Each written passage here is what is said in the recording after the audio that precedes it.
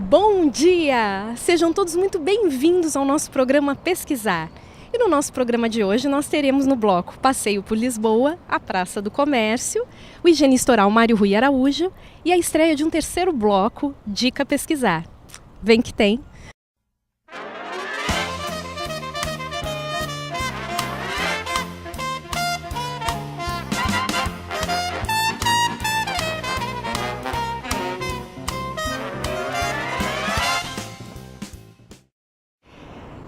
Bom, então, no nosso bloco Passeio por Lisboa, estamos hoje na Praça do Comércio, ou Terreiro do Paço, que na minha opinião é um dos lugares mais bonitos de Lisboa, se não o mais bonito. No Terreiro do Paço, ou Praça do Comércio, os dois nomes são muito utilizados e na verdade eu sempre tive essa curiosidade, por que os dois nomes? E eu resolvi pesquisar para trazer esse conteúdo aqui para vocês. O Terreiro do Paço data do século XVI e aqui abrigava o Palácio dos Reis de Portugal e uma biblioteca grandiosa com mais de 70 mil obras. Porém, em 1755, com o terremoto que teve aqui na cidade de Lisboa, tudo foi destruído, inclusive esse local. E depois, durante a reconstrução da cidade de Lisboa, o Marquês de Pombal observou que a classe comerciante, os burgueses, investiram muito na cidade, nessa nova Lisboa, né? E o que ele resolveu fazer? Homenagear, valorizar essa classe, dando o nome de Praça do Comércio. Bom, a Praça do Comércio é uma das maiores da Europa, com 36 mil metros quadrados. Esses edifícios amarelos que vocês podem ver ao redor são, na sua maioria, sede de departamentos governamentais e na parte de baixo nós temos alguns restaurantes e cafés. Que normalmente, pessoal, isso aqui fica lotado. É turista por tudo quanto é lado. Porém, para eu conseguir pegar isso aqui um pouco mais vazio, eu tive que madrugar aqui. No centro da praça temos a estátua em bronze de Dom José I, montado no seu cavalo, e a obra do escultor Machado de Castro. E logo atrás, no lado norte da praça, nós temos o chamado Arco Triunfal da Rua Augusta. E logo atrás, acompanhando esse arco, nós temos a Rua Augusta. E do lado temos ruas de comércio tradicional, como a Rua do Ouro, a Rua da Prata e assim por diante. Bom, e logo aqui na minha frente, do lado oposto da praça, que é o visual lindo que eu estou vendo agora, é o Rio Tejo. Imaginem quantas câmeras e filmadoras já passaram por aqui. Afinal, é um lugar incrível, né, que merece ser muito filmado e fotografado. Bom, e falando em filmadoras e câmeras fotográficas, o nosso entrevistado de hoje, ele utiliza câmera de filmagem com seus pacientes para prevenir problemas de dentes. É isso mesmo, eu estou falando do meu convidado Mário Rui Araújo, higienista oral, um português, alfacinha. Para quem não sabe, alfacinha é um nome carinhoso que se dá para quem nasce na cidade de Lisboa. O Mário Rui Araújo é um outro colega meu de doutoramento, assim como a nossa convidada do programa passado. Ele é licenciado em saúde oral pela... Ai, gente, é que é um vento aqui, é difícil, viu? Bom, ele é licenciado em saúde oral pela Faculdade de Medicina Dentária de Lisboa e em higiene oral e educação em saúde pela Universidade de Washington. O Mário, ele já ganhou vários prêmios, inclusive internacionalmente, e ele é conhecido pela criatividade nos seus projetos. E a pesquisa que o Mário Rui Araújo vai apresentar hoje no nosso programa intitula-se A utilização de novas tecnologias nos processos autorregulatórios na promoção da saúde gengival.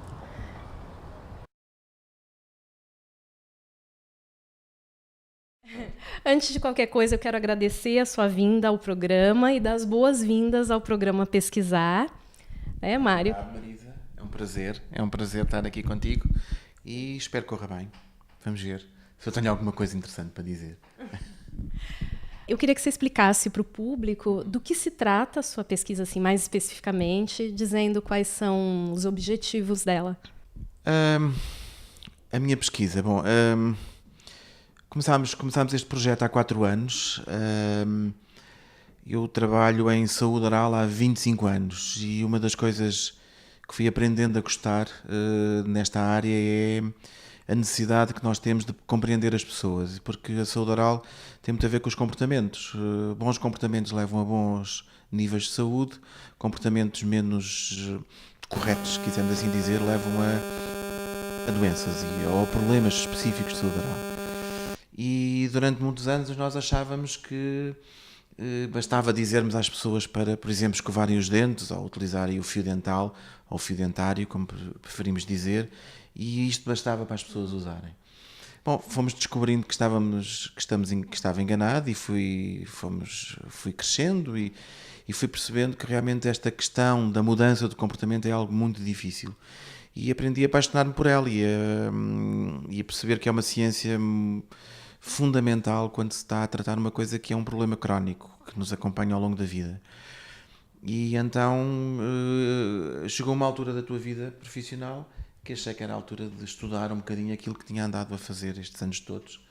E peguei um bocadinho das minhas paixões, que tem a ver com isto que está aqui, que é a imagem, as tecnologias e perceber e alterar cenários. Eu acho que aprendemos sempre melhor em cenários alternativos e acho que quando queremos convencer alguém, por exemplo, a usar mais vezes o fio dentário ou escovar melhor os dentes, dando um exemplo mais básico, se utilizarmos, por exemplo, o telemóvel, que é hoje em dia uma ferramenta que nos acompanha no dia a dia, se calhar esse telemóvel passa a ser uma boa ajuda. Se utilizarmos a imagem, e hoje em dia estamos é uma geração que gosta dos selfies e somos muito imagem, mais do que palavra ou escrita. Se utilizarmos a imagem para mudarmos os comportamentos, se calhar isso seria eficaz. Então a ideia é um bocadinho, partiu disto. E a investigação é esta tentativa, este pesquisar, esta tentativa de perceber como é que formas alternativas de chegar às pessoas, se têm ou não têm resultados. Só para eu entender melhor e explicar aqui para o público. Então, você procurou ver se o uso dessas tecnologias, como o telemóvel, a câmera, a imagem, ela contribui para a melhoria dos comportamentos na saúde oral. Esse é o objetivo, ver se realmente melhora ou não melhora. É isso? A ideia é como é que estas tecnologias podem ajudar os profissionais a comunicar melhor com as pessoas, com os pacientes. Portanto, que se eu utilizar uma câmara intraoral, ou uma câmara de filmar, que faz estas fotografias que estão aqui atrás, e se eu discutir este resultado com o meu paciente, com a pessoa que está sentada na nossa cadeira, será que isso vai ter uma mais-valia na mudança do comportamento desse paciente? Será que se eu comunicar com esse meu paciente para além da cadeira, ou para além da hora em que ele está sentado connosco, se eu comunicar com o telemóvel e através de mensagens durante um determinado período de tempo, será que a mensagem que nós passamos na consulta vai estar mais presente nessa pessoa? Como que surgiu a ideia de fazer essa pesquisa específica, né? Você já falou um pouco da sua história, mas assim, como que surgiu a ideia? Podendo não acreditar, tudo isto começou com peças de Lego. Nós tínhamos um projeto, só para vos dar uma ideia, nós tínhamos um projeto de utilizar peças de Lego para criar momentos de aprendizagem diferente com grupos de pessoas. Portanto, usávamos o Lego para falar sobre saúde oral e o Lego era uma ferramenta que nos ajudava a construir a ideia que tínhamos de saúde oral. E fazíamos isto com crianças, com profissionais. E surgiu esta ideia de que, olha, como é que uma coisa tão diferente como o Lego se obtém resultados tão interessantes sobre a visão que eu tenho sobre os meus dentes, por exemplo. E de repente pensámos, numa fase inicial, o Lego até seria o início da investigação, só que depois achámos que a investigação devia ter um conteúdo clínico. E percebemos também que, quando eu digo percebemos, é porque tem a ver com a equipa com quem eu trabalho na investigação. Percebemos que já utilizávamos há muito tempo na consulta dentária a câmara intraoral e também a comunicação com os pacientes através das mensagens, das SMS. Não há muita investigação nesta área ainda, há muito pouca investigação e achámos que seria interessante pegar nesta experiência dos últimos 10 Bom, anos. Mário, então, pelo que eu vi, sua pesquisa é algo assim, além de útil, bem criativa também, né? Agora, quando você falou das peças do Lego, tudo, então quer dizer, você já vinha nesse processo de uma certa forma de criar alternativas, né, para a pesquisa, muito interessante. E eu gostaria que você dissesse aqui para a gente em que fase que está a sua pesquisa. Já temos, eu diria que 50% dos dados analisados e já temos resultados. Eu acho que estamos numa fase agora de escrita, estamos já numa fase de pegar nos diferentes resultados. Nós tínhamos 4 estudos, portanto nós tínhamos um grupo de controle. O que é que nós fizemos, só para dar uma explicação? Nós criámos uma consulta pegámos em pessoas que tinham gengivite e criámos uma consulta para intervir com esses pacientes, com essas pessoas, para curar a gengivite. E fizemos um guião, temos uma consulta estruturada e depois fomos acrescentando peças, um bocado como a ideia do Lego. Portanto, temos um grupo de controle que só tem a consulta, temos um grupo que tem a consulta, mas a consulta tem a ajuda da câmara intraoral. Portanto, quando fazemos o diagnóstico, mostramos as imagens.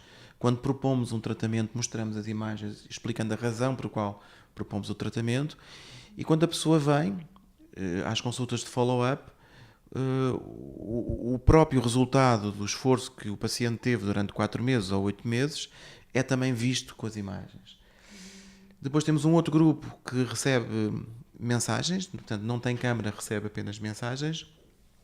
E temos um terceiro grupo que vê as imagens e que recebe as mensagens. O que é isto das mensagens? Basicamente a pessoa durante uma vez por semana recebe uma mensagem a dizer que tem que utilizar o fio dentário, são mensagens personalizadas com o nome da pessoa, com o problema específico da pessoa. Se é Natal, a mensagem fala do Natal, se é do Dia dos Namorados, a mensagem fala do Dia dos Namorados. Portanto, as mensagens não são mensagens estéreis, são mensagens que têm um pouco a ver ou com a altura do ano ou com o problema da pessoa. E já que estamos a usar a imagem, que é as fotografias da própria pessoa, as mensagens também teriam que ter este cunho de individualização. Depois, portanto, fizemos as consultas, recolhemos os dados todos, a base de dados está criada, eu diria que mais de 50% já estão analisados, já temos alguns resultados, estamos na fase, já temos praticamente escritos 2 artigos. Foi fácil realizar a pesquisa? Está sendo fácil? Houve algum entrave, até mesmo para colher esses dados? Como é que foi? Conta aqui para gente. Bom, não vos querendo desanimar, o processo não é fácil, o processo é divertido, o processo tem que ser divertido, ou seja, eu tenho que gostar daquilo que estou a fazer. Tem que haver aqui alguma paixão. Paixão ou pela pesquisa ou pelo objetivo pelo qual estamos a fazer a pesquisa. Portanto, há alguma coisa que nos move. Portanto, o processo tem que haver alguma paixão. Gosta-se do processo, mas não é fácil. Pelo menos eu não acho que seja fácil. Porque o processo de pesquisa é longo e o que é que acontece? Acontece que nós não vivemos só disto. Pelo menos no meu caso, é isso que acontece. Portanto, eu tenho 4 filhos, 3 gatos, trabalho, estudo, faço o meu trabalho não é só no consultório, é um trabalho que também tem a ver com a educação. Portanto, não é sempre no mesmo sítio, portanto há que gerir aqui uma série de coisas. E essa gestão do tempo eu acho que é a maior dificuldade. A pesquisa já está bem avançada, você já tem alguns resultados, então, aqui para contar para o nosso público. O que você poderia assim, adiantar? Não sei se você já tem alguma conclusão. O que você pode dizer aqui para a gente? É claro que só o grupo de controle onde nós nos empenhamos em construir uma consulta que tem a ver com a pessoa, portanto, onde nós individualizamos muito o discurso com esta monitorização passo a passo do que é que as pessoas estão a fazer, com este sentir do paciente que nós nos preocupamos por ele, só isso foi a primeira grande surpresa, que foi o grupo de controle que teve resultados bons, melhores, até porque depois quando comparamos com o grupo experimental até nem dava jeito que fossem tão bons, não é? Mas ao mesmo tempo foi muito interessante para nós perceber que só isso, só intervir de uma maneira diferente faz diferença. Depois, quando juntamos a câmara à intervenção, os resultados são muito interessantes porque há melhorias quer nos fatores psicológicos, quer nos fatores comportamentais. Portanto, não temos só melhorias nos hábitos, não quer dizer que as pessoas usem mais o fio ou escovem melhor os dentes, que é um facto, que é verdade, mas essas melhorias também se estendem a outros fatores, que isso é que acho que é a mais-valia, que é os fatores de que a saúde da gengiva melhorou. Portanto, nós temos, as pessoas tinham um nível de hemorragia, portanto, quando escovamos os dentes e deitamos sangue, isso é um sinal de inflamação. Se nós baixarmos essa hemorragia, esse sangramento, é sinal que estamos a intervir na doença e que estamos a curá-la. E isso aconteceu. E aconteceu mais no grupo que tem a câmara. Portanto, parece que nós conseguimos, essas pessoas conseguiram perceber melhor o problema e intervir de uma maneira mais eficaz no problema. Posso interromper só um pouquinho? Eu acho importante explicar para o público, até porque eu sou paciente, né, do Mário, que eu já passei por essa situação. E como é que funciona a câmera? Ele, enquanto faz a consulta, ele filma dentro da sua boca e vai explicando, né? Aqui tem isso, aqui tem aquilo. Uma coisa é você ouvir, outra coisa é você ir olhando na tela e vendo aquela coisa horrorosa, aquela sujeira, aí você fala, nossa, é aqui mesmo que eu tenho que limpar melhor. É muito diferente com a com a visualização. E eu posso dizer particularmente que os meus hábitos mudaram quando eu fiz a primeira consulta, porque aí eu entendi por que naquele cantinho não estava bom. Para mim foi muito importante. Isto que a Marisa acabou de dizer, para nós é muito interessante. Nós tínhamos esta ideia antes de começar a investigação. E para nós foi muito importante, e para mim especificamente foi muito importante, olhar para os dados e ver que realmente batiam certo com a ideia, com o feeling que nós tínhamos do que é que as consultas podiam resultar. Nós já tínhamos estes dados clínicos, passamos agora a ter dados mais científicos. E o interessante foi que não só mudaram os comportamentos, portanto, nós vimos mudança nos comportamentos, as pessoas passaram a usar mais o fio dentário, passaram a usar melhor a escova, e isto implicou resultados clínicos, portanto, os níveis de inflamação desapareceram. Como também, quando estudamos os dados psicológicos e as variáveis psicológicas que estão inerentes aos hábitos das pessoas, é engraçado perceber quais são as mudanças. Por exemplo, nós usamos o APA. O APA é o Health Action Process Approach, é um modelo de comportamento de saúde e de modificação de comportamentos, e é muito interessante perceber, por exemplo, que com a câmara as pessoas mudam mais naquilo que nós chamamos a fase de ação, ou seja, as pessoas entram na terapêutica, percebem a terapêutica, e a câmara ajuda-lhes a manter a terapêutica. E ajuda-os também a lidar com os reveses da terapêutica, que acontece muitas vezes, nós começamos a usar o fio dentário e depois vamos nos aborrecendo e queixando e esquecendo, e quando vamos à consulta novamente dizemos, pois eu usei durante um tempo e depois esqueci-me. Um dos grandes fatores da câmara é que este tempo aumentámos este tempo. Portanto, nós temos os resultados a 8 meses, e a 8 meses temos o número de pessoas que continuam a utilizar o fio dentário é muito grande e é maior que o normal. E no grupo da câmara. No grupo em que tem as mensagens, a câmara e também a consulta, os resultados ainda são melhor a todos os níveis, quer a nível psicológico, quer a nível comportamental. E isto é fantástico, quer dizer que se nós queremos ser bons, esta é a ideia que me vem de repente à cabeça, que é, para ser um bom profissional em áreas onde trabalhamos com doenças crónicas, não basta ser um bom profissional. Há que saber comunicar, e saber comunicar é um pouco com estas tecnologias, nós usamos a imagem e usamos as mensagens, é pôr os telemóveis, é pôr tudo isto, as câmaras, a internet, tudo se calhar o que temos à nossa volta hoje em dia para nos ajudar. Vale tudo para os mesmos pacientes? Não. Podemos pôr tudo no mesmo saco para todos os pacientes? Também não. Uns pacientes funcionam uma coisa, outros funcionam outros, mas vale a pena investir nestas estratégias, porque realmente os resultados são fantásticos. E isso, para nós que tentamos sempre, há anos que andamos a lutar, que as consultas não podem ser consultas iguais para todos e que tem que haver realmente uma individualização, ver estes resultados foi assim um colírio para os olhos, foi uma coisa muito, muito agradável.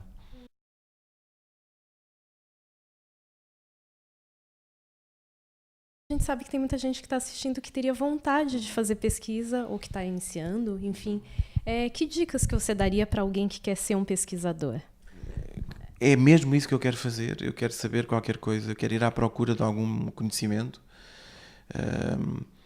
E procuramos esta resposta dentro de nós mesmos, porque vimos há bocadinho que era uma viagem complicada.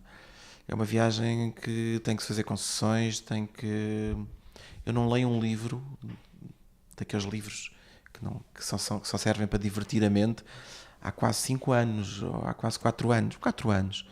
Portanto, temos sempre aquela ideia, não, tenho que ir ler um artigo, tenho que falar sobre isto, não posso perder tempo a ler isto. Portanto, há que abdicar de algumas coisas, ter a noção se temos o tempo e depois é saber gerir esse tempo e estar preparado para uma caminhada. Como todas as caminhadas, tem coisas mais difíceis, mais agradáveis, coisas que são menos agradáveis, mas levar as malas feitas e esta vontade. O caminho não é o que se chega lá, o mais engraçado não é o resultado final, no fundo. No fundo, o mais engraçado é todo o percurso.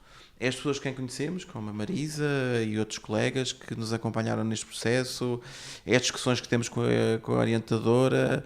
Pronto, eu acho que eu diria que a melhor dica é estar preparado, é querer e estar preparado para isso. E depois ponham-se à aventura, não há momentos certos, é sempre um momento errado, portanto, como é sempre um momento errado, avancem. Se alguém quiser saber mais sobre a sua pesquisa, se você puder, tiver interesse em dar o seu contato. Tenho todo o prazer. O meu contato depois se calhar vai aparecer aqui em rodapé. O meu e-mail é M de Mário, R de Rui, A de Araújo, portanto mra@mel.pt.